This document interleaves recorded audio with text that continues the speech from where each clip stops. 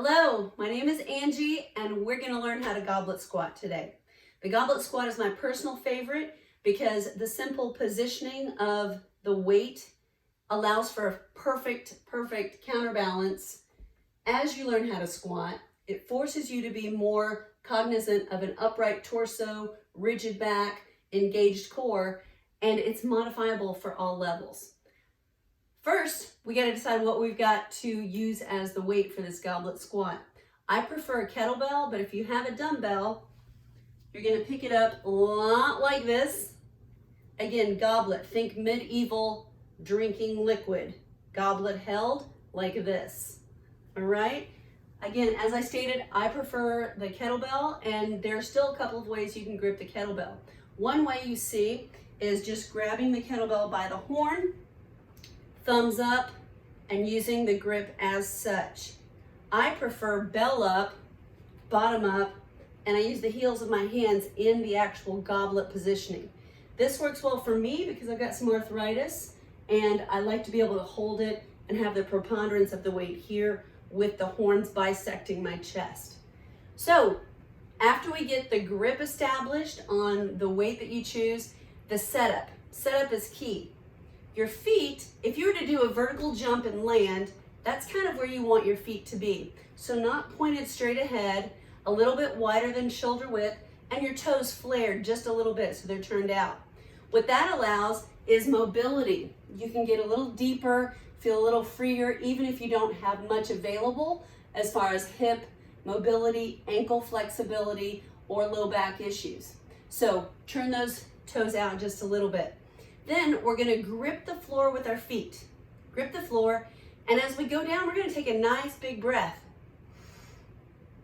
And that engages and fills up that diaphragm, again, forcing us and allowing us to take a nice path down instead of too much forward tilt.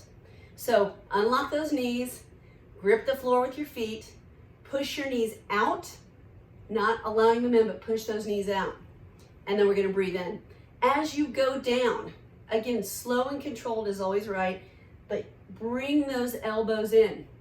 Don't let them flare out. Bring those elbows in and keep that weight close to your chest. Those are probably the two most common mistakes, is the weight gets away from the chest or the elbows flare out, so don't do that. When you're coming down, nice, slow and controlled, you got that in breath, coming on down. Don't stop short.